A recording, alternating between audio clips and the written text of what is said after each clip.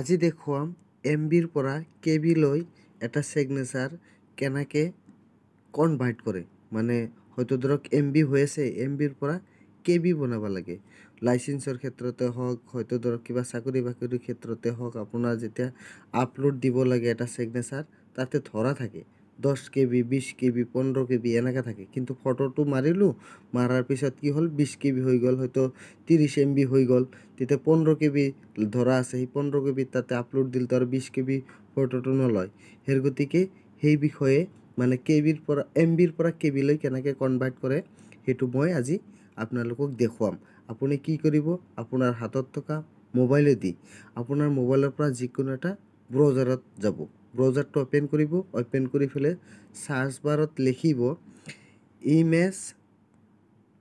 image.pi7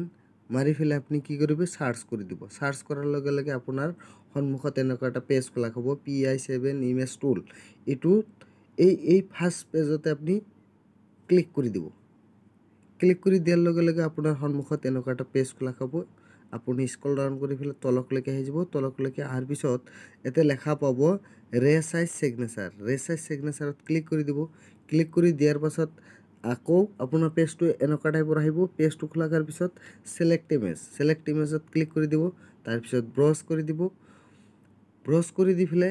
আপোনাৰ মোবাইলৰ কোনটো মানে ফটো থৈ দিছিল না ব্ৰাউজাৰ থৈ দিছিল না ক'ত থৈ দিছিল সেই মানে সিগনেচাৰটো যে আপুনি মোবাইলেদি ফটো মাৰিছিল সেই ফটোখিনি ওলাই ফেলে সেই ফটোত ক্লিক কৰি দিব যেতিয়া ফটোত ক্লিক কৰি দিব ফটোটো এনেকুৱা আহিব এনেকুৱা হোৱাৰ পিছত ৰেসাইজ পিক্সেল তাৰ পিছত ক্ৰপ আপোনাৰ একো কৰিব নালাগে জাস্ট আপুনি যদি ক্ৰপ কৰিব লগা আছে হলে ক্ৰপ কৰি লব ক্ৰপত ক্লিক কৰি দিব ক্ৰপত ক্লিক কৰাৰ লগে লগে আপোনাৰ আৰু যোনটো মই ক্ৰপিং কৰি আছো এটো হাতেদি হেঁচা মাৰি ধৰি ফেলে আপুনি সৰু ডাঙৰ সব কৰিব পাৰিব মোৰ যেখিনি লাগে পৰ্যাপ্ত পৰিমাণে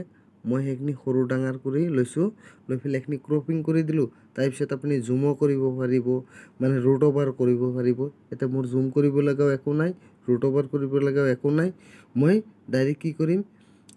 তলত একেবাৰে তলত আহিম তলত চাওক ক্ৰপ ইমেজ কেনসেল ক্ৰপত ক্লিক কৰি দিম ক্ৰপত যেতিয়া মই ক্লিক কৰি দিম ক্লিক কৰি দিয়াৰ পিছত পেজটো এনেকুৱা হ'ব তাৰ পিছত ক্ৰপ কৰি দিয়াৰ লগে লগে এনেকুৱা এটা পেজ আহিব পেজৰ তলত লেখা থাকিব সাইজ এতিয়া আপোনাৰ সাইজটো কেমন লাগে হয়তো ধৰক আমাৰ 15 KB লাগে 15 KB এতে লিখি দিলো লিখি বিলে 15 KB লেখাৰ পিছত ৰেসাইজ সিগনেচাৰত ক্লিক কৰি দিলো ক্লিক কৰি দিয়াৰ পাছত পেজটো এনেকা হ'ব এনেকা হোৱাৰ পিছত স্ক্ৰল ডাউন কৰি তলত আহিব তলত আহাৰ পিছত চাব ডাউনলোডত ক্লিক কৰি দিব ক্লিক কৰি দিয়াৰ পাছত আপোনাৰ ডাউনলোড হৈ গল এটা চাওক এই ডাউনলোডত ওপেন কৰি দিলো ওপেন কৰাৰ পিছত এটা মোৰ এইটো সিগনেচাৰ 15 KB অলৰেডি হৈ গল এতিয়া আপুনি এই 15 KB ৰ জায়গা যদি মানে কৰে মানে আপলোড কৰে তেতিয়ালে অনাখাই আপলোডটো ল'ব